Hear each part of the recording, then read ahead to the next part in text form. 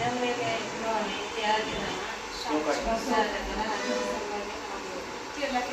ಎಷ್ಟು ದಿನ ಆಯ್ತಮ್ಮ ಬರೋದು? ಈಗ 25 ದಿವಸ 25 ದಿನ ಆಯ್ತು. 25 ದಿನದಾಗ ನಿಮ್ಗೆ ಏನಾದ್ರು ಬೆಟರ್ ಫೀಲ್ ಅಂತ ಅನಿಸ್ತಿದೆ? ಸ್ವಲ್ಪ ಕ್ಯಾಂಡಿಗೆ ಏನಾದ್ರು ಪುನಃ ಅನಿಸ್ತದೆ. ಅವಾಗ ಮನೆಗಿದ್ರೆ ವಾಕಿಂಗ್ ಒಂದೇ ಮಾಡ್ತಿದ್ರು. ಕ್ಯಾಂಡಿಗೆ